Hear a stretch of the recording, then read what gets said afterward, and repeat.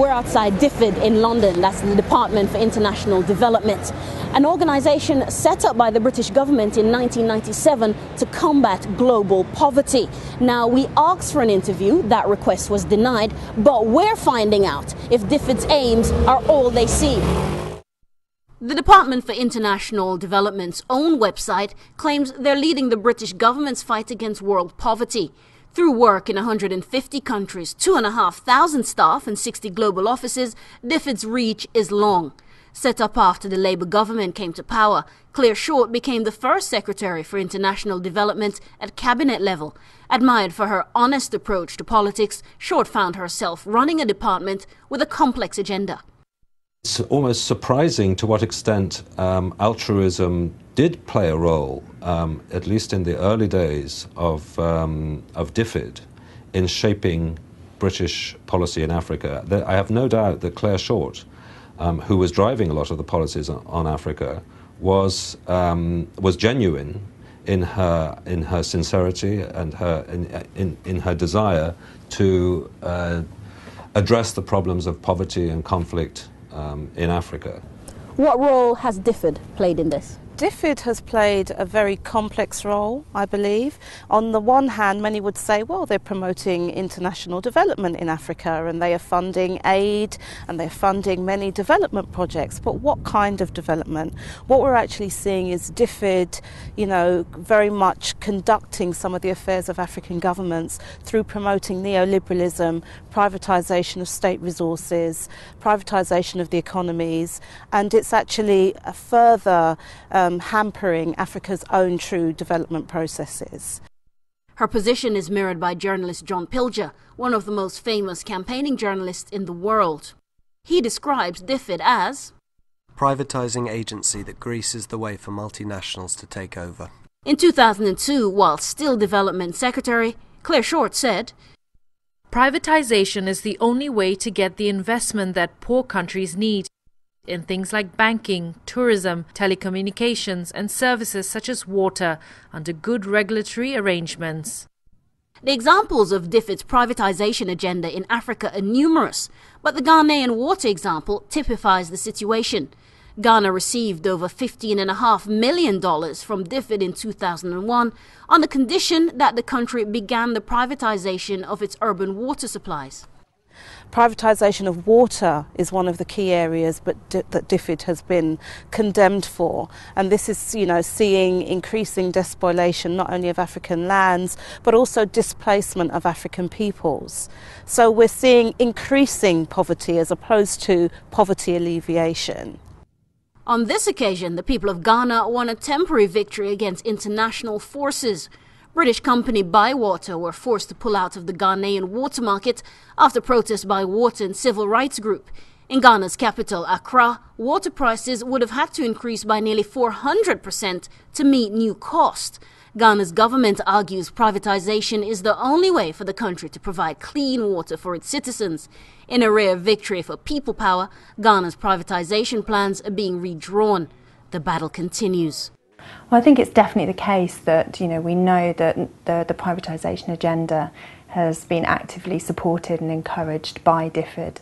And the British government have certainly seen this as a policy overseas. I mean, we have done many reports and work on the extractives industry, also on issues around trade liberalisation, the privatisation of public services, for instance, some of the sort of key issues affecting developing countries. And unfortunately, the British government's policy is rarely on the right side on these issues. We know that extractive industries are being, glorified by the British government as bringing development to countries when actually they're bringing some of the worst cases of human rights abuses we're seeing from corporations. We know that trade laws are about opening up Africa to private sector investment, which is not necessarily bad per se, but when it's to the detriment of those societies and their ability to build their own industries, when it actually means leading to job losses, to people ending up working on the streets rather than in the formal economy. These are all devastating impacts on countries that we should be supporting. As the popular quote goes, Colonialism never died, it just changed into neoliberalism. So instead of direct rule, Britain paves the way for multinationals like Anglo-American and Shell to do billion-dollar business on the continent. Britain's aid to Africa usually comes with some serious strings attached. In 2000, the Tanzanian government purchased a $40 million air traffic control system from Britain's BAE. Why does a country as poor as Tanzania need an expensive military-based air system when at the time it only had 8 working military aircrafts and no immediate threat to Tanzania's airspace? A more suitable civil traffic system was available at a quarter of the price. Former British Prime Minister Tony Blair personally flew to the country to push the deal through. When it came to this deal on the air traffic control system for Tanzania, there's no secret that there was a big row. Claire Short, the development secretary at the time, wrote about it in her book, in her memoir, and Tony Blair won because he was the prime minister, and for him the most important thing was the jobs that were created by that contract for British workers. What's more, when a company does business in a country, it should be paying corporation tax on its earnings. War on Want is leading a campaign for these multinationals to pay up.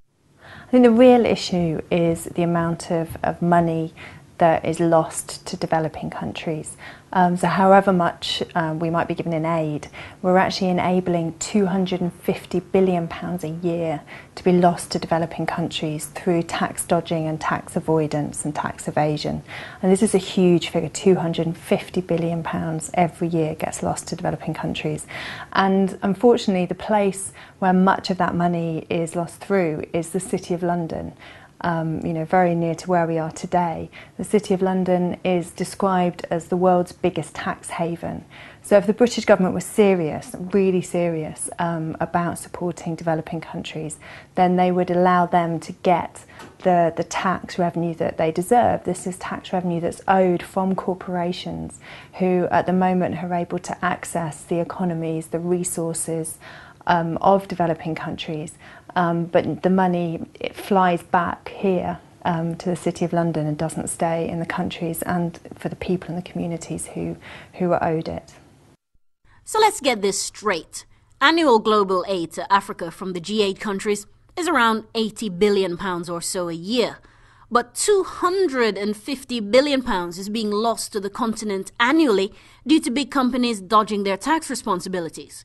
And even if you don't care about tackling poverty in Africa, just think, £100 billion is also being lost to the UK from this same practice of tax dodging. So to keep it simple, this is how Britain's economic relationship with Africa might work.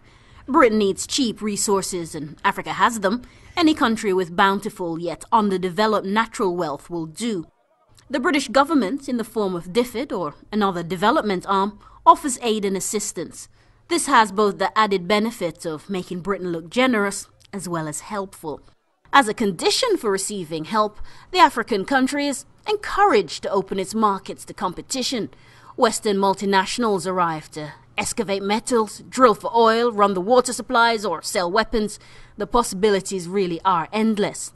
At the end of the financial year, British company removes its profit from said African nation, paying only the barest minimum in tax or none at all.